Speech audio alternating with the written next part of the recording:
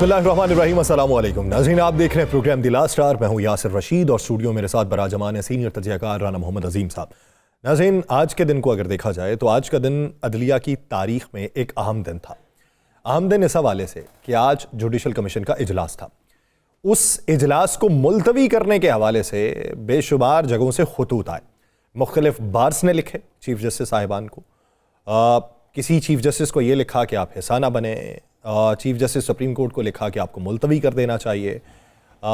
लेकिन इसके साथ साथ ये भी कहा गया कि 26वीं आईनी तरमीम के तनाजुर में जो दरख्वास्त सुप्रीम कोर्ट के अंदर दायर की गई है, जिस पे फरीकैन को नोटिस जारी कर दिए गए हैं, जब तक उसका फैसला नहीं हो जाता इस इजलास को मुलतवी कर दिया जाए, क्योंकि उसी 26वीं आईनी तरमीम के तनाजुर में इस इजलास के अंदर तमाम तयनातियाँ या तकर्रियाँ होनी हैं, तो आपको इसका बायकॉट कर देना चाहिए या इसे मुलतवी कर देना चाहिए। लेकिन इसके बावजूद आज जुडिशल कमीशन का इजलास हुआ। अपोजिशन के दो मेंबर थे, उन्होंने इसका बायकॉट किया। जस्टिस मंसूर अली शाह और जस्टिस मुनीब अख्तर ने इसका बायकॉट किया और बकिया जो 9 अफराद थे वो आज जुडिशल कमीशन के इजलास में मौजूद रहे। फिर जब तकर्रियाँ हुई तो उन तकर्रियों के हवाले से कुछ लोगों ने एतराज़ात उठाए, जिसमें एक जस्टिस जमाल खान मंदुखेल साहब का भी नाम आता है कि उन्होंने किसी शख्सियत के ऊपर एतराज़ उठाया उनके सुप्रीम कोर्ट में जज तयनात होने पे, जबकि 7 लोगों ने उनके हक में वोट दिए। Chief justice Islamabad high court, chief justice Peshawar high court, chief justice Balochistan high court, chief justice Sindh high court और सिंध हाई कोर्ट के सीनियर प्यूनी जज। ये 5 जजेस साहिबान हैं जिनकी मुस्तकिल तौर पे तयनातियाँ हुई हैं सुप्रीम कोर्ट में एज ए जस्टिस, और एक है जस्टिस मियाँ गुल हसन औरंगज़ेब। उनके कायम मुकाम जज के तौर पे उनकी आज की तकर्री हुई है कि वो वहाँ पे टैक्स केसेस सुनेंगे, यानी उनकी जो कानूनी उमूर की प्रैक्टिसेस थी इस्लामाबाद हाई कोर्ट में वो अब नहीं होंगी। उसके साथ साथ एक और जज हैं जिनकी इस्लामाबाद हाई कोर्ट के अंदर उनकी जो जिम्मेदारियाँ थीं वो भी वापस ली गई हैं।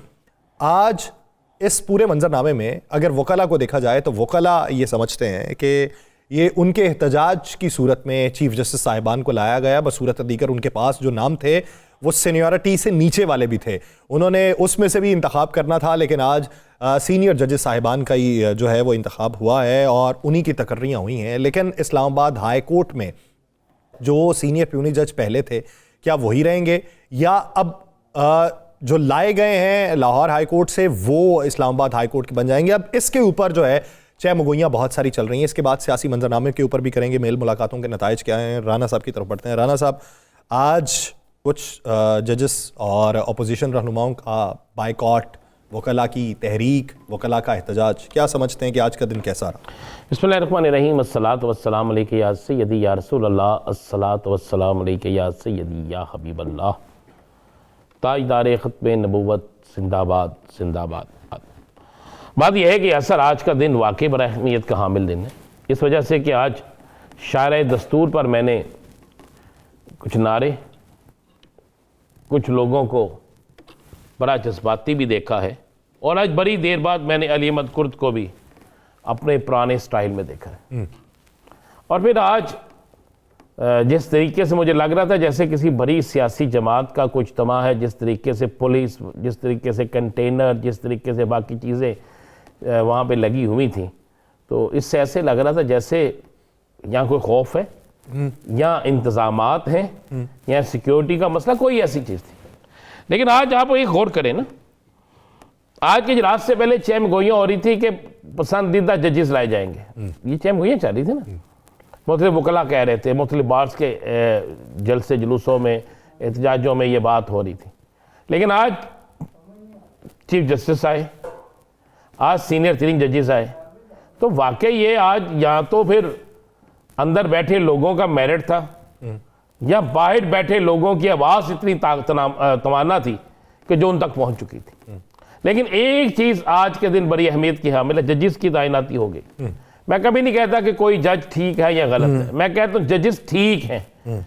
और मैंने बहुत ऐसी तैनातियाँ देखी हैं कि अगर किसी ने अपनी मर्जी की तैनाती की है तो उस जज ने फैसला उसकी मर्जी का नहीं दिया, उसने फैसला मेरिट पर आइन के मुताबिक दिया है। अब कितने फैसले ऐसे दे लेंगे कि जो फैसले आइन और कवानीन से हटके होंगे? आखिरकार तो आपको अब दौर और है ना, सोशल मीडिया भी है, मीडिया भी है, वकला भी हैं, आपको उन तमाम चीज़ों को आप 1 मिनट से पहले पोस्टमार्टम होकर सामने आ जाती है होती है। तो यासर ये चीज़ें बड़ी क्लियर है ना। अब दूसरी चीज़ यासर है, ये तो गुजर गया आज का दिन, लेकिन आज के दिन ने एक चीज़ दे दी है। क्या? मुझे लगता है कि अब हर रोज़ शायर दस्तूर मसरूफ़ रहेगी। हालांकि आप ये ना देखें कि वकला एक दिन के लिए गए हैं। लोग, आप और मैं भी कह रहे थे वकला सिर्फ बार्स के अंदर रह रहे हैं। क्या आज किसी को उम्मीद थी वकला इतनी तादाद में आएंगे? क्या आज किसी के वहमो गुमान में था? एक दिन पहले सर वो जो जिस तरह के अलामिया आ रहे थे कि हम मुस्तरद कर रहे हैं, कॉल है ही नहीं, कोई निकलेगा ही नहीं, तो उससे तो लगता था कि शायद ये मामला ठप हो लेकिन गया। किस तरह लोग आए और इतनी बड़ी तादाद में है, तो इससे इसका सर तादाद ज्यादा हो ना हो, उनका वलवला पूरा था, पूरी नहीं, तहरीक। तादाद क्यों ना ज्यादा, आप मुझे बता दें, मुझे यही इस बात बता दें, तादाद किस ना ज्यादा नहीं थी। नहीं, मैं ये कह रहा नहीं, हूं आपने कहा तादाद ज्यादा हो या ना हो, आप मुझे नहीं समझ आ रही कि आप उस अलामिये के साथ की वजह से बात कर रहे हैं या किस वजह से कर रहे हैं। तादाद 5 हो या तादाद 5000 हो, मैंने उस वहां पे बड़ी रश देखा है। मैं ये बात कर रहा हूँ 5000 हो तो सर उनके में जोशो जज्बा ना हो तो वो 5000 का करना इस तरह बात कर क्या? रहे ये हैं बात कर रहा हूँ ना कि तादाद हो ना हो, जोशो जज्बा उनका बहुत ज्यादा था ना जोश। और जब वो कौमें, वो फौजें जिनके पास तादाद नहीं जोश होता है, जज्बा होता है, वो जीतती हैं। जिनके पास एक बहुत बड़ा जमगट्ठा हो, मसलन हौसले पस्त हों। पाकिस्तान की 3-4 सियासी जमातें ऐसी हैं जिनके पास हम कहते हैं बहुत पावर है, उनके पास अवामी ताकत बहुत बड़ी है, उनके जुलूस बड़े होते हैं, उनके जलसे बहुत बड़े होते हैं, लेकिन इलेक्शन में उनका वोट 2000 से 2500 से ज़्यादा नहीं निकलता। ऐसे ही होता है ना, कई ऐसी जमातें हैं। और इसी वो जलसा उधर अटेंड करके आते हैं, वोट दूसरी पार्टी को देते हैं, उन्होंने पहले से ही डिसाइड किया होता है कि उनको देना। वो आपको चूंकि इसके अंदर की बातों का जितना आपको इल्म है वो उतना किसी को इल्म नहीं है। हम तो उसके मुतासरीन में से चले वाले थे। तो ये सारी चीज़ें जो है, क्या आपका तल्लुक काफलिक से है? इसलिए काम पाकिस्तान पार्टी से है? आपने मुतासरीन कहा ना। हम बतौर पाकिस्तानी मुतासरीन हैं सर। पाकिस्तान तो नहीं मुतासर हुआ, बतौर पाकिस्तानी मुतासरीन हैं। पाकिस्तान में मुतासर। मैं क्या शायद चलें या सर, अब इस्लामाबाद गर्म होने लगा है। ठंडे मौसम में हाँ, ठंडा मौसम तो ख़त्म हो गया। सर्दी तो वैसे ही अब ख़त्म हो गया ठंडा मौसम, करीब से गुजर गई। वो जो 2-3 दिन थे ना, आप गौर करें ना ज़रा, 8 फरवरी गुजर गया, लेकिन 8 फरवरी बता गया कि मैं हूँ। 8 फरवरी को फिर लोग निकले, सख्त तरीन हालात के बावजूद निकले। इसके बाद कौन सा चौक, कौन सा चौराहा है जहाँ पर कैदी नंबर 804 की सदा सुनाई नहीं दी? कराची से लेकर खैबर तक। अच्छा, आज वकला निकल आए। अब मेरे पास जो इतला है, उसके बाद मौलाना साहब ने जो कल तकरीर फरमाई है, और मौलाना साहब का जो ख़ताब था और मौलाना साहब की जो ललकार थी, इसके बाद तो मुझे लग रहा है कि मौसम में मज़ीद गर्मी आने वाली है। और ये रमज़ान के रोज़े बस आप रख लें। एक बड़ा कुछ लोगों को उम्मीद थी ना, एक बहुत बड़े किसी क़यामत की, सुनने में आया कि वो भी परेशान बैठे हुए हैं। लेकिन हमारी तो दुआ यही है कि पाकिस्तान की बेहतरी के लिए मैं कह रहा हूँ, इस पाकिस्तान से आगे है ही कुछ नहीं। हर मुल्क के सरबराह को इस पाकिस्तान में आना चाहिए। सबसे पहले पाकिस्तान, उसके बाद कोई सियासी जमात। और लेकिन इन सियासतदानों को भी तो कुछ करना चाहिए ना। तो सियासी ठैये चलते रहेंगे ना यार, इन सियासतदानों को कुछ करना चाहिए। यहाँ पर सिवाय हमारे सिपा सलार के करते कोई कुछ नहीं। कौन कर रहा है? चलो मुझे बता दें, मुझे 3 सियासतदानों के नाम ले दें जो कर रहे हैं। क्रेडिट है तो सिर्फ सिपा सलार का है, बस सीधी साफ बात करो। बाकी किसी सियासतदान का क्रेडिट नहीं है। क्या क्रेडिट है मुझे बताएं? कुछ भी नहीं। क्रेडिट होता तो अपने सर पे क्रेडिट होता तो अवामी जलसे करते, क्रेडिट होता तो अवाम में जाते, क्रेडिट होता तो चैलेंज कबूल करते, क्रेडिट होता तो अपनी सियासी मुखालिफ जमातों को जलसे जुलूसों की इजाजत देते। क्या हो देखें, हमने बहुत कुछ किया है। क्रेडिट एक ही बंदे को है, जिसको जाता है उसको मानना चाहिए, वो सिपा सलार को क्रेडिट जाता है। बाकी इन्हों के पल्ले नहीं तेला दे कर दी मेला मेला इवी।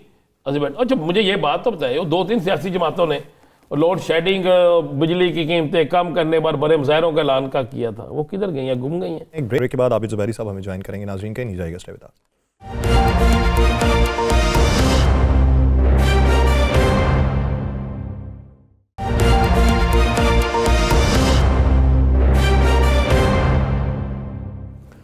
ब्रेक के बाद खुशामदीद नाज़रीन। इतने खुतूत लिखे गए, इब्तदाई तौर पे हम जो बात कर रहे थे उन खुतूत का कोई जवाब ना आया, ना कोई मुस्बत आया, ना कोई मनफी आया, ना कोई रिबर्टल आया, ना उसकी तौजी कोई बयान की गई। और आज जो है वो जुडिशल कमीशन के इजलास के नताइज सामने आ चुके।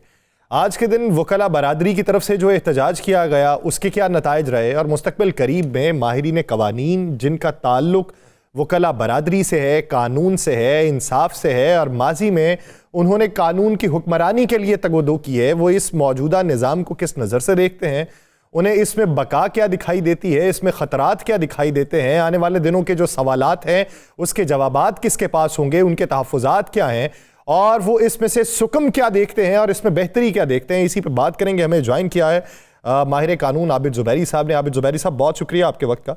आबिद ज़ुबैरी साहब, आज की तायुनातियों को, वकला के तहफ़्फ़ुज़ात को किस नज़र से देखते हैं और आने वाले दिनों का मंजरनामा क्या वज़ा करता है?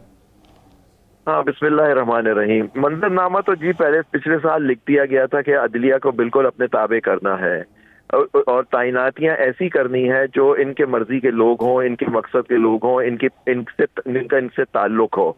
उन लोगों को जुडिशरी में ला के एक सिस्टम बनाना है ताकि आइंदा कई सालों तक ये लोग जज रहें और इनके हिसाब से फैसले आते रहें, जो ये चाहे फैसला करा लें। लेकिन देखिए, अब वक्त बदलता रहता है, किसने आगे कौन जीता है तेरी जुल्फ के सर होने तक। हमें क्या मालूम कि आगे जाके क्या होना है। इंशाअल्लाह बुरा वक्त हमेशा नहीं रहता। देखिए, जो हम 26वीं आईनी तरमीम, मैं समझता हूँ जो मार्शल लॉ के पीसीओ से उससे भी खतरनाक है, क्योंकि इसके अंदर बिल्कुल जुडिशरी को ताबे कर लिया गया। और उस वक्त भी देखिए, जो जजेस थे पीसीओ में जो चले गए, जो रह जाते थे जज, वो फिर भी रेजिस्टेंस देते थे और फैसले करते थे, और बहुत सारे फैसले जो हमारे खिलाफ भी हुए। लेकिन जुडिशरी का इस तरह खिलवाड़ नहीं हुआ। वो भी एक पार्टी जो क्लेम करती है कि वो जमहूरियत का हिस्सा है। जमहूरी दौर में एक आपके आइन के तहत जो पावर है वो डिस्ट्रीब्यूटेड है 3 आपके सुतूनों के बीच में, उसको बिल्कुल इन्होंने खत्म कर दिया। जो सेलियन फीचर था आपकी आजादी अदलिया का, वो खत्म कर दिया। आज की तायनात देखिए, हमारा मुद्दा ये था कि 26वीं आईनी तरमीम को चैलेंज हुई है, उसने इसी सुप्रीम कोर्ट ने उस पर नोटिस इशू कर दिया है। तो जब तक वो फैसला नहीं होता उसकी वैलिडिटी का, उस वक्त तक आप इनको मौखर करें। यही आपने देखा 2 सीनियर जजों ने कहा और बाकी और लोगों 4 सीनियर जजेस मत देखा, लेकिन उसके बावजूद भी मीटिंग हुई और सुना कलामी भी हुई है। सुनने में आया है कि वो जुडिशल कमीशन की मीटिंग में, और लेकिन 2 सीनियर जजेस ने उसका बॉयकॉट किया और बाकी 2 मेंबरान जो थे किसी एक जमात के, वो भी चले गए। तो देखिए, आपने अपने उसमें भी अक्सर फैसले से आपने देखिए, वो जो जज अपॉइंट हुए उसमें कोई बात नहीं है कि वो बेहतरीन जज हुए हैं, मतलब अक्सर उसमें बेहतरीन जजेस की हैं। लेकिन पॉइंट है कि आपने एक तरमीम जो चैलेंज के तहत, उसके तहत आपने एक अपॉइंटमेंट कर दी गई। कल आप अगर कोई इसमें फैसला इन लोगों का क्या होगा, क्योंकि देखिए हाई कोर्ट के अंदर जो तैनातियां हुई है वो एडिशनल जजेस की होती है, वो आर्जी होती है, वो 1 साल के लिए होती है। लेकिन सुप्रीम कोर्ट में जब एलिवेशन आपने की है तो एक परमानेंट जज आप बना रहे हैं, मुस्तकिल जज आप अपॉइंट कर रहे होते हैं, सिवाय एक जज के जिनको एक्टिंग जज बनाया गया है। उसकी भी क्या बात होगी, आई एम श्योर वहां भी जो इस्लामाबाद हाई कोर्ट में खिलवाड़ हो रही है वो मेरे और आपके सबके सामने है। तो मैं समझता हूँ कि ज़ुबैरी साहब आज पेश करना चाहता हूँ। आज इस तरह लग रहा था जैसे इस्लामाबाद का मंजर जो था वो पुलिस भी थी, रुकावटें भी थी और वकला भी थे। आज हमारी और आज आप सुप्रीम कोर्ट में थे, बाकी वकला शारे दस्तूर पे थे। तो क्या ये सारा कुछ आज के दिन के लिए था, या हम समझें कि ये अब हर रोज़ की बुनियाद पर होगा, या अगला टारगेट जो है वो आप किसी और दिन के लिए रखेंगे? देखिए हमारा केस पेंडिंग है और उसमें तारीख दी गई कोर्ट में, लेकिन जो ऑर्डर आया उसमें तारीख नहीं लिखी हुई।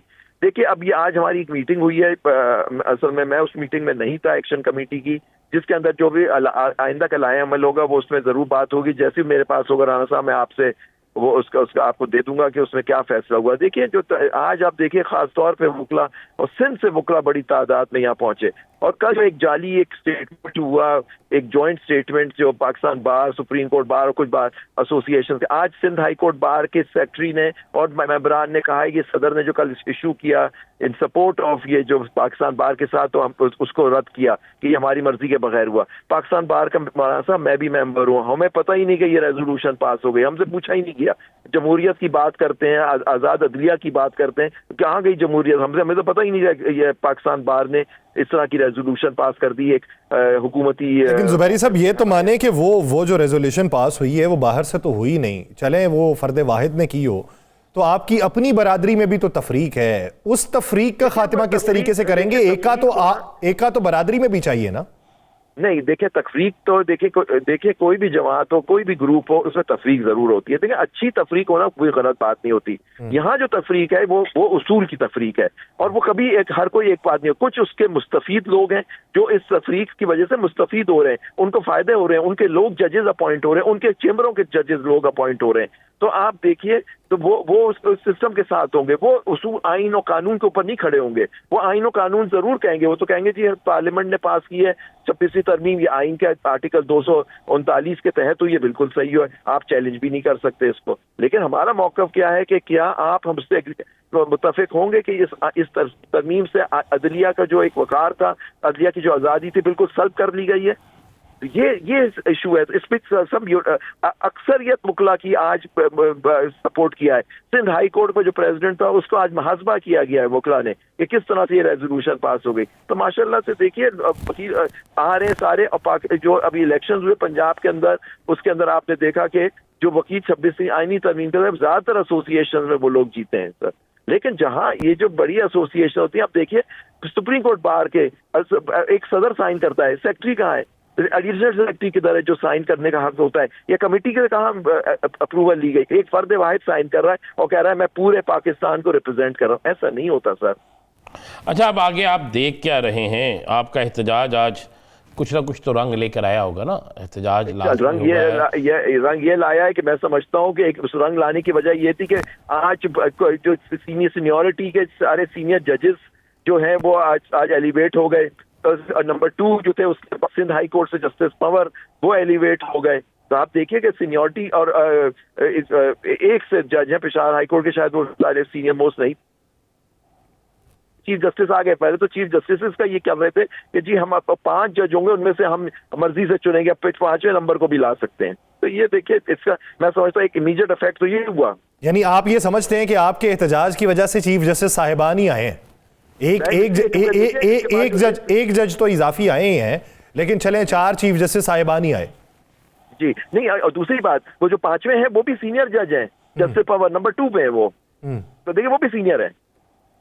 तो लेकिन देखिए इशू ये है कि 25 की लिस्ट थी उनके सामने, क्योंकि हर हाई कोर्ट से 5-5 जजेस का इस तरह से था, तो 25 सुना था, 25 की लिस्ट है उनके पास। हमने खुद तो नहीं देखी, लेकिन ये हमें पता लगा था सर। अच्छा, एक अफवाहें बड़ी गर्दिश कर रहे हैं कि अब आने वाले दिनों में कुछ जजेस जो हैं वो इस्तीफे दे सकते हैं, वो तहरीक का हिस्सा बन सकते हैं, कोई ऐसे, ये बड़ी अफवाहें हैं, ऐसी कोई बात है या अफवाह ही है? नहीं, मैं नहीं समझता कि वो इस तरह की अफवाह है। मैं समझता हूँ कि जजेस को, जो जजेस इस सिस्टम के लिए लड़ रहे हैं, जैसे हम बुकला लड़ रहे हैं, उनको सिस्टम उधर रह के लड़ाई करनी चाहिए। वो अपने ऑर्डर से जंग करें। मैं समझता हूँ आइनों का, क्योंकि उन्होंने हल्फ लिया हुआ है to protect defend the constitution of Pakistan. तो उनको मेरे ख्याल से इस हल्फ की पासदारी करते हुए सिस्टम में रह के उसकी हिफाजत करनी चाहिए, जो मैं समझता हूँ हमारे बहुत आला जजेस हैं जो कर रहे हैं सर। लेकिन जुबैरी साहब, जिस तरह आपने ये बात की, तो आज जो बायकॉट करके फैसला किया 2 जजेस ने, वो और फिर अंदर रह के 2 जजेस ने जो मुखालिफत की, वो फिर उसमें फ़र्क क्या समझेंगे? देखिए 2 जजेस तो इसलिए उनको उस पे से उठना पड़ा क्योंकि वो खत लिख चुके थे कि मीटिंग हो नहीं चाहिए। देखिए फिर उसका वो हिस्सा रहते तो बहुत सही नहीं था। देखिए वो क्योंकि उन्होंने लिखा था मीटिंग नहीं होनी चाहिए, तो इसलिए वो उठ के चले गए। वो 2 जजेस जिन्होंने, मुझे नहीं मालूम, जो 2 जजेस ने मुखालिफत की है, कि एक जज ने और एक हमारे पाकिस्तान बार के मेंबर हैं, शुक्र है उन्होंने आज मुखालिफत की। तो वो उन्होंने मुखालिफत की, वो क्योंकि वो हिस्सा है उसका, तो उन्होंने उन्होंने तो नहीं कहा था कि मीटिंग नहीं होनी चाहिए। अब आपका अगला राय अमल ये है कि जिस दिन तारीख होगी उस दिन आप सब लोग इकट्ठे होंगे? बिल्कुल सर, तारीख होगी, अब जब भी लाया हमें लोगों कल तक वाजे हो जाएगा इंशाल्लाह। अगर वो मेरे पास आ जाता है मैं आपसे शेयर करूंगा। लेकिन हमारे मेन पर्पस ये है कि अब जल्दी फुल कोर्ट, जो पुराना फुल कोर्ट है, नॉट विद द एडिशनल जजेस, वो इन हमारी जो आईनी दरखास्तें हैं 26 दिन तरमीम के खिलाफ उसकी सुनवाई करें। बहुत शुक्रिया आबिद जुबैरी साहब इस हवाले से Thank you, देने के शुक्रिया। लिए। मजीद सियासी मंदों पर बातचीत होगी, लेकिन एक शॉर्ट ब्रेक के बाद कहीं नहीं जाएगा। शिवेदास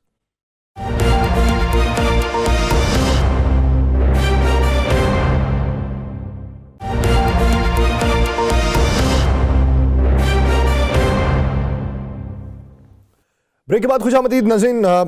8 फरवरी तो गुजर चुका, 8 फरवरी 2024 भी, 8 फरवरी 2025 भी, वो भी एक छाप छोड़ के गया था, ये भी एक छाप छोड़ रहा है।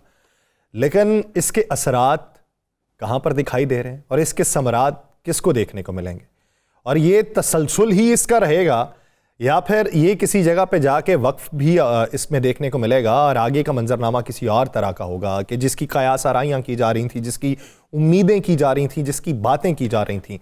मज़ाहमत अब चलती रहेगी या मफाहमत वाली सूरत हाल के ऊपर भी आना पड़ेगा? क्या टेबल टॉक होगी या फिर सड़कों की ही सियासत होगी? क्या अपोजिशन में बंटवारा होगा या अपोजिशन के अंदर इत्तेहाद होगा और वो हुकूमत को टफ टाइम दे पाएगी? इसी बारे में बात करेंगे। हमें ज्वाइन किया है पाकिस्तान तहरीक इंसाफ के सीनियर रहनुमा साबिक वज़ीर ख़ज़ाना खैबर पख्तूनख्वा तैमूर सलीम झगड़ा साहब ने। तैमूर सलीम साहब, बहुत शुक्रिया आपके वक्त का। तैमूर सलीम साहब, क्या समझते हैं 8 फरवरी केपी की हद तक तो छोड़िए, मजमूई तौर पर कैसा रहा आप लोगों के लिए, और उसके नतायज आपको अच्छे देखने को मिलेंगे या बुरे ही भुगते हैं अब तक? 8 फरवरी 24 या 25? 25। 8 फरवरी 24 तो जो है, बल्कि एक्चुअली अगर आप सोचें तो 8 फरवरी नहीं, 9 फरवरी जो है वो वाकई बड़ा काफी जो है वो ब्लैक डे है या काला दिन है। और केपी को क्यों छोड़े? हमारी सीटों का कोई हिसाब देगा या नहीं? अच्छा, उस पर एक बात कर सकता हूँ, वापस आपसे कर ले 365 दिन हो गए ना। ये वो इलेक्शन कमीशन है जो बार बार जो है वो कानून में एक एक नुक्ता निकालता है। 180 दिन में हमारे पिटिशंस डिसाइड होने थे। पहले तो जो अपोजिशन के वकील थे वो हाजिर ही नहीं होते थे, ठीक है जी। फिर हमारे जो 6 केसेस थे उसमें सबसे पहले तो ये हुआ कि एक कैंडिडेट ने जज को कहा कि मेरा आप पे यकीन नहीं है। जज साहब ने सारे केसेस वापस कर दिए, तो 200 दिन बाद वो 0/0 पे चल गए। उसके बाद वो कुछ वकील जो है वो पेशावर हाई कोर्ट के जस्टिस बन गए, तो वो फिर से 0/0 पे चल गए। अब जो हमारे केस जो जज सुन रहे थे वो सुप्रीम कोर्ट में आज एलिवेट हो गए, तो वो फिर 0/0 चल गए। तो 365 दिन हो गए। हमें ये कह दे कि इस मुल्क में इंसाफ लेने कहाँ पे जाए? इंसाफ लेने का तैमूर साहब बड़ा आसान सा तरीका है कि आप एक प्रेस कॉन्फ्रेंस करें तो बाकी मामला ठीक हो और जाएगा। 9 मई को मसम्मत करें और ये कहें कि पीटीआई छोड़ दे, वही तो करने के लिए नहीं तैयार ना। आपने तरीका पूछा ना, तो मैंने आपको तरीका बता दिया। आपने साहब को मैंने आसान सा तरीका बता दिया जो अब तक मुझे नजर आ रहा है। फिर इस तरीके को मैं यही कह सकता हूं कि एब्सोल्युटली नॉट। मुझे फख्र है कि मैं खड़ा हूं, क्योंकि जब तक हम जो है वो असूल पे नहीं खड़े होंगे ना, इस मुल्क का मुस्तकबिल नहीं हो सकता। कहते हैं better an honourable enemy than a dishonourable friend. आप दोस्तियां आगे पालने की भी सोच रहे हैं, तो वो सारे जो हैं उनसे माजी में इख्तलाफात रहे आप लोगों के, लेकिन अब आप समझते हैं कि वो सारे उसूल के ऊपर आप ही के साथ होंगे और वही उसूल जो है वो मुस्तकबिल करीब के अंदर किसी अच्छे समर की सूरत देखने को मिलेगा? रास्ता यही है, और इसमें हमें मानना पड़ेगा कि हमारी गलती है, और खास तौर पे इस क्राइसिस में रही है कि इतनी मकबूलियत होने के बावजूद जब रियासत ने, स्टेट ने हमें दीवार से लगाया था, तो हमने सिर्फ अकेले लड़ने की कोशिश की। फख्र की बात भी है, लेकिन कहीं कहीं आपको दोस्त जो है वो चाहिए होते हैं। देखिए, अगर 24, 25, 26 नवंबर को मेरा ये ख्याल है, मेरा ये एनालिसिस कह ली, अगर हमारा जो जुलूस था, अगर हमारे एलाइज हमारे साथ होते, कोई जुर्रत ना करता गोली चलाने की। फिलहाल रियासत ने, हुकूमत ने जो है वो पीटीआई को फ्रेम किया हुआ है कि इनके साथ हम हर जुल्म ज्यादती जो है वो कर सकते हैं और वो करते हैं। लेकिन इसलिए मुझे यकीन है कि सारी पॉलिटिकल फोर्सेस एक साथ होंगी कि जब आप सारे दरवाजे बंद कर देते हैं ना, जब आप एक सिस्टम में प्रेशर के रिलीज के सारे रास्ते जो हैं वो बंद कर देते हैं, तो वो फटता है और फिर जिनको आप दीवार से लगा देते हैं वो एक साथ हो जाते हैं। पीटीआई में इलेक्शन से पहले और पीटीआई में इलेक्शन के बाद यही फर्क रहा है कि इलेक्शन से पहले जब हमें अंडरग्राउंड भी भेज दिया गया था, हमें पाकिस्तान के झंडे हमारे सपोर्टर्स को लहराने की इजाजत नहीं दी गई थी 14 अगस्त पे। तो हम अपनी डिफरेंसेस छोड़ के एक मकसद के लिए लड़े और उसका रिजल्ट आपने 8 फरवरी को देखा कि 6 बजे के बाद इस निजाम को इतनी बेशर्म रिगिंग करनी पड़ी कि वो क़यामत के दिन तक याद रखनी पड़ेगी। उसके बाद हमारी वो यूनिटी नहीं रही और उसकी वजह से शायद हमने वो प्रोग्रेस नहीं किया। लेकिन अब यूनिटी वाकई जो है वो इन सारी सियासी जमातों की बनेगी और मेरी वाकई अल्लाह ताला से दुआ है कि जब ये खत्म होगा हम ये मौका ना खोएं कि हम पाकिस्तान को आईन के रास्ते पे ले आए। ये हमारी जनरेशन पे अभी फर्ज है। तैमूर साहब, इस दफा जो जलसा था और पहले जो जलसे होते थे, फर्क क्या था? फर्क देखिए, फर्क मेरे ख्याल में ये था कि नंबर 1 मैं आपको जेन्युइनली बताऊं कि स्टेज से सुनते हुए जो क्राउड का जोश था, जो वलवला था, तो वो ज्यादा हुआ था क्योंकि मेरे ख्याल में पार्टी रिन्यू हुई है और कभी कभी वो चेंज ऑफ लीडरशिप से भी ये होता है, नंबर 1। नंबर 2, दूसरा फर्क ये था कि हमारे साथ स्टेज पे हम राजा साहब भी थे MWM के और महमूद खान आचकजई भी थे और ये आपको वो दिखाता है जो मैं आपको कह रहा हूं कि मुख्तलिफ पॉलिटिकल आवाजें एक साथ हो रही है। अवाम तो हमारे साथ है लेकिन आवाज पीटीआई की परसेप्शन में एक ही गिनी जाती है। और तीसरा फर्क यह भी था कि जो लोगों का इल्जाम होगा कि जी ये सारे जलसे जो है वो हुकूमत करती थी क्योंकि अली अमीन खान जो है वो चीफ मिनिस्टर भी थे और पार्टी प्रेसिडेंट भी थे। तैमूर साहब, जिस तरह शौकत यूसुफजई साहब ने इस जलसे के ऊपर, ये जो आपका उधर खैबर पख्तूनख्वा में हुआ है, उन्होंने उसमें मैनेजमेंट यानी मुनज़्ज़म साजी ना होने का शिकवा किया है, गिला किया है या उस पर अफसोस का इजहार किया है। क्या समझते हैं कि आपने जब लीडर मौजूद ना हो और नए लोग आएँ, नए लोग बतौर लीडर मुतारिफ हो जाएं और पुराने जो रुफ़का थे वो साथ चलने पे आमादगी का इजहार करें लेकिन उस तरीके से एक्टिव ना हो, तो ये जो फेजेस है जिसमें कारकुन जो है वो मुतहर्रिक है, लीडर हो ना हो, तो ये जो फेज है इससे जो आप निकल रहे हैं, क्या सीख रहे हैं या क्या गंवा रहे हैं? मैं आपको भी ये कहना चाहता हूं, मैं अपने कारकुनों को भी ये कहना चाहता हूं, मैं अपने सपोर्टर्स को भी ये कहना चाहता हूं। ये डिफरेंसेस हैं, बल्कि आप कह रहे हैं कि कारकुनों में नहीं है, हमारे कारकुनों में भी होते हैं, विलेज काउंसिल लेवल तक होते हैं। ये सियासत का एक हिस्सा है, ये इंसानी फितरत है और ये एक ऐसे इतने बड़े स्ट्रगल का भी हिस्सा है। किसी ने मेरे साथ ज्यादती होगी, मैंने शायद मेरे साथ ज्यादती की होगी, मेरे गिले होंगे, मैंने शायद जाने में नहीं अनजाने में किसी के साथ जो है वो शायद वो ना किया हो जो करना चाहिए। ये सारा कुछ जो है वो हो सकता है, लेकिन हमारा मिशन एक है और हमें तारीख ये बताता है कि ये रिजॉल्व हो जाता है। आपको 9 मई के बाद याद है, 1 महीना जब वो प्रेस कॉन्फ्रेंस हो रही थी, अभी आपने प्रेस कॉन्फ्रेंस का कहा, तो हर रोज चलता था कि पीटीआई तो खत्म हो गई, क्योंकि सारी टॉप लीडरशिप जो है वो स्क्रिप्ट पढ़ रही थी ना, वो नेशनल प्रेस क्लब इस्लामाबाद में सारी पढ़ रही थी ना। जुलाई गुजरा, अगस्त गुजरा, सितंबर गुजरा, अक्टूबर गुजरा, सिंबल भी गया, खान साहब भी जेल में गए, कैंपेन भी नहीं करने दी।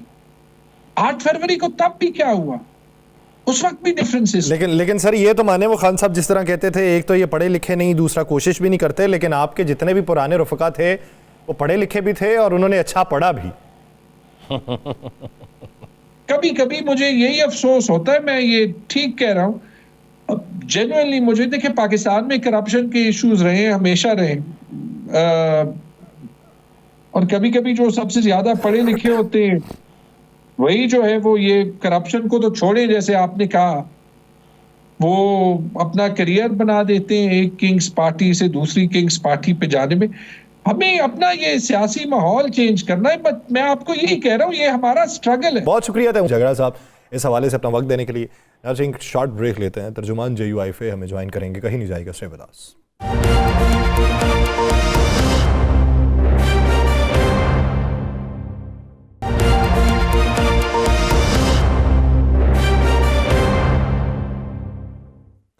ब्रेक के बाद खुशामदीद नाज़रीन। मौजूदा सियासी मंजरनामे पे जिसमें अपोजिशन के इत्तेहाद का बुनियादी मसला जो है वो इस वक्त दरपेश है और जिस पे कई सवालात जो हैं वो जन्म ले रहे हैं कि अगर ये इत्तेहाद बनता है तो क्या ये गैर फितरती इत्तेहाद होगा, ये इत्तेहाद बनता है तो किन निकात के ऊपर बनेगा, किन उसूलों के ऊपर बनेगा, किस नज़रिए पे बनेगा, क्या बयानिया होगा, नाम क्या होगा, सरबराही किसके पास होगी, हुकूमत से जो इख्तलाफात हैं वो दूर किस तरीके से होंगे। ये जो मेल मुलाकातें इस वक्त चल रही हैं वो चाहे हुकूमत के इत्तेहादियों के माबैन हों या हुकूमत की अपोजिशन जमातों के माबैन हों या अपोजिशन जमातों की आपसी हों, इसके नतायज किस को देखने को मिलेंगे और किन सूरतों में देखने को मिलेंगे, इसी बारे में बात करेंगे। हमें ज्वाइन किया है तर्जुमान जमीयत उलमा इस्लाम फे असलम गौरी साहब ने। असलम गौरी साहब बहुत शुक्रिया आपके वक्त का। असलम गौरी साहब, एक बैठक होती है असद कैसर साहब के घर पे, उस बैठक से ये तासुर मिलता है कि अपोजिशन का ग्रैंड अलायंस जो है ये मंतकी अंजाम तक पहुंच रहा है, इसकी तश्कील हो जाएगी। लेकिन फिर उसके बाद वज़ीर आज़म जो है वो फौरी तौर पे जाते हैं, मौलाना से मिलते हैं।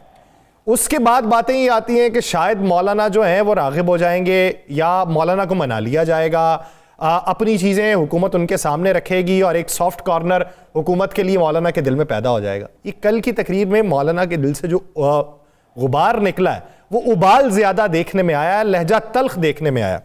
क्या देखते हैं, ग्रैंड अपोजिशन अलायंस की तश्कील देखते हैं या फिर हुकूमत कोई दरमियानी रास्ता निकाल लेगी?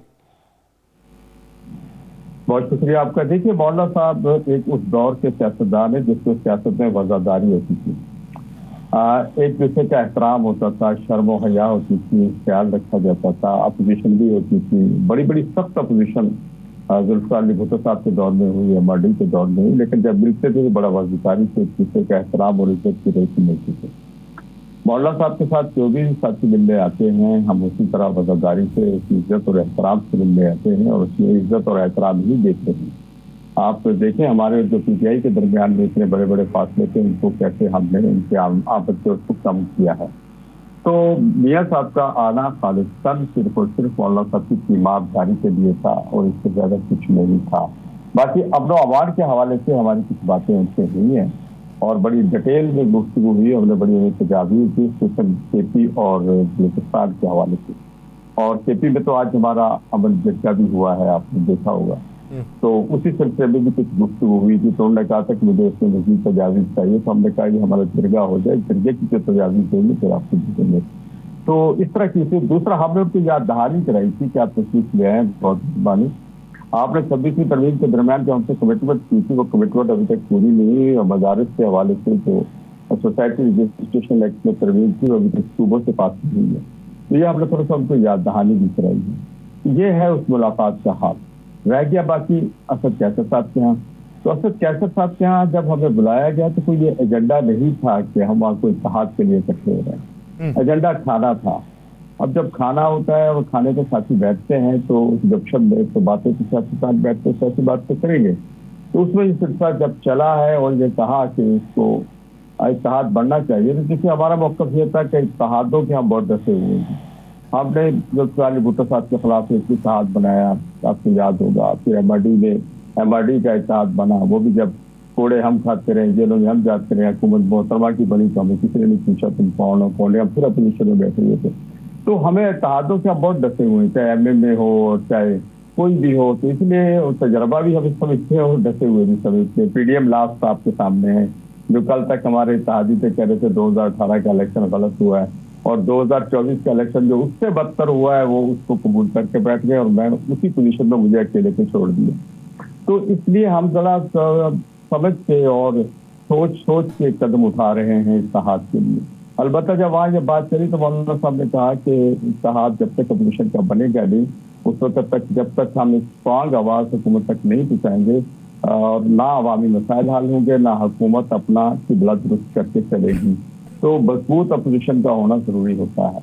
तो उससे फिर ये हुआ कि जैसे कि अभी यासिर साहब ने फरमाया जो कुछ चीजें बताई हैं ये सब चीजें कैसे होंगी, इत्तेहाद का नाम क्या होगा, उसके टीआरओ क्या होंगे। तो उसके लिए फिर ये तय हुआ कि हर पार्टी अपना एक एक नुमाइंदा देगी और वो नुमाइंदे फिर बैठ के इससे ये सारा सिलसिला तय करेंगे और फर्दर आगे कैसे बढ़ना है इससे सोचा जाएगी। ये है सिलसिला दोनों मुलाकात। अच्छा गौरी साहब, कितने फासले कम हुए हैं तहरीक इंसाफ के साथ? वो एक बड़ा लंबा अरसा एक दूसरे के मुखालफत में रहे, बयानबाजी भी चलती रही, सब कुछ चलता रहा। मौलाना साहब के लहजे में काफ़ी हमने देखा है कि इसमें तब्दीली आई और तहरीक इंसाफ की तरफ से भी काफ़ी लोगों की तब्दीली आई। तो ये दूरियां कितनी हद तक ख़त्म हो गई हैं? देखिए दूरियां तो इस बहुत ज़्यादा हद तक ख़त्म हो गई कि 26 यानी तरमीम तो सीधा साधा तहरीक इंसाफ के गले में फंदा था और पूरी उसी के लिए थी। हमने वो उससे इनकी लड़ाई लड़ी है, इनकी जंग लड़ी हुकूमत के साथ और वो हुकूमत इनको ले नहीं रही थी एतमाद में किसी भी सूरत में। तो हमने इनकी जंग लड़ी और हुकूमत के साथ जंग लड़के उसको एज इट इज उसको पास होने के लिए 34 उसमें आपको पता है क्लासेस रिलीज कराई और वो हुई। और इसमें आखिरी वक्त तक आखिरी प्रेस कॉन्फ्रेंस आप सुन लें जो मौलाना साहब के घर पे हुई है, गौर साहब ने हमारी तारीफ भी की और कहा कि हमें जो कुछ अब तक हुआ हम उसके साथ हैं। तो लेकिन जो हमारे कायद के साथ ज्यादती हुई जेल में उसकी वजह से हम वोट कास्ट नहीं करेंगे और ये मशवरा फिर मौलाना साहब ने भी उनसे कहा कि तरमीम को मुतराजा ना करें, वोट कास्ट आप ना करें। ये मौलाना साहब का मशवरा था, उन्होंने उसी पे अमल किया और तारीफ की हमारी फर्क किया। लेकिन उसके बाद अचानक वो चले जाते हैं सुप्रीम कोर्ट में, हमें कोई एतमाद नहीं लेते, कोई हमें पूछते नहीं है, कोई हमसे जिक्र नहीं करते। तो इस तरह की चीज से तो आपस में बाहमी एतमाद में तो रुकावटें आएंगी। बहरहाल वो पोजीशन बहुत बेहतर है, 2 साल पहले से आज हम बहुत अच्छी पोजीशन में दोनों पार्टियां खड़ी हैं। लेकिन ये छोटी छोटी चीजें ये छोटी तो नहीं है तो बड़ी है, बाहमी एतमाद के दरमियान में अगर फासले पैदा होते हैं तो मैं समझता हूँ कि इसको हम आगे जाके इंशाल्लाह अगर ये इत्तेहाद इस तरह से बनेगा कि उसकी बुनियाद से सारे तैयार और सब चीजें तय होंगी तो मैं समझता हूँ कि इंशाल्लाह ये मामला सीधे रास्ते पे चल पड़ेंगे। अच्छा गौरी साहब, आप अभी भी उसी पोजीशन पे हैं। 26वीं आईनी तरमीम के तनाजुर में जो अदलिया के अंदर तब्दीलियाँ देखने में आ रही हैं, अब बहुत सी बार्स जो हैं वो मुखालिफत कर रही हैं उस पूरे सिस्टम की जो तश्कील पाया है, जिसमें सीनियरिटी अब वो माजी जैसी नहीं रही। अब आने वाले दिनों के अंदर वही उसकी रिफ्लेक्शन सियासी जमातों के ऊपर भी दिखाई देगी। आप समझते हैं कि फैसला ठीक ही हुआ था? देखिए बात सीधी सी है कि 26 यानी तरमीम तक तो हम सब लोग जो इकट्ठे थे, हम और पीटीआई और सारे वकला पीटीआई की टीम पूरी, गौर साहब और जनाब सलमान अकरम राजा साहब, हम सब लोग इकट्ठे थे, सबके मशवरे से सब कुछ हुआ। ये बाद में जो ऑर्डिनेंस प्रेसिडेंट साहब की तरफ से आए जो किसी को एतमाद नहीं मिल गया उससे सारा इसका हुलिया बिगाड़ा गया है। और दूसरी बात जो तो आपने कही है, आज वकला ने एहतजाज किया पूरे मुल्क में और बहुत सी जगह पर तशद्दुद हुआ। मैं आपके चैनल के थ्रू उसकी मजम्मत भी करता हूँ। लेकिन इसमें एक चीज आप ज़हन में रखिए, पार्लियामेंट का एक अपना मुकाम है, उसकी तरदील करना और ये सारी चीजें करना उससे अपना हक है। और उसमें मैं इसकी आपको जो पार्टियां पीटीआई की तो मैं आपको गारंटी देता हूं कि मेरे सामने बैठ के हर चीज से उनके साथ मशावरत की और सब लोग एक चीज के थे। तो मसला ये है कि अगर किसी को पसंद नहीं है या कोई समझता है कि उसके बाद उसका रिजल्ट सही नहीं आ रहा तो आप अमेंडमेंट करें। आप बड़ी पार्टी हैं, आप अगर समझते हैं तो आप उसको अमेंडमेंट बना के उसकी पार्लियामेंट में ले आए। अभी तक तो हमें कुछ पता नहीं चल रहा है कि ये जरूर कहा जा रहा है कि अच्छी नहीं है, तो क्या अच्छी नहीं है, उसमें कौन सी चीज अच्छी नहीं है? तो ये तो हमको बताया था ना जी, ये तो अभी तक हमें नहीं पता कौन सी चीज अच्छी नहीं है। ठीक। और अगर वो ऑर्डिनेंस बाद में नाफिज हुए हैं उनको साइड में कर दें और इसमें से 26वीं तरमीम को एक साइड में करें तो मैं समझता हूँ फिर हमें बताया जाए कि 26वीं तरमीम में कौन कौन से बड़े मसले जो अच्छे नहीं है तो असल चीज तो ऑर्डिनेंस से पैदा हुई है सारी। वो जो सुकम है, वो जो गलतियां हैं, वो जो एतराज़ात हैं, वो सामने भी तो आने चाहिए। वैसे बादियो नज़र में बुनियादी ढांचे के ऊपर एतराज़ नहीं था। बहुत शुक्रिया असलम गारी साहब इस हवाले से अपना वक्त देने के लिए। नाज़रीन, प्रोग्राम का वक्त खत्म हो जाता है। मुझे और राना साहब को दीजिए इजाज़त। आपसे मुलाकात होगी कल के रोज़। अपना बहुत सा ख्याल रखिएगा। अल्लाह ने के बाद।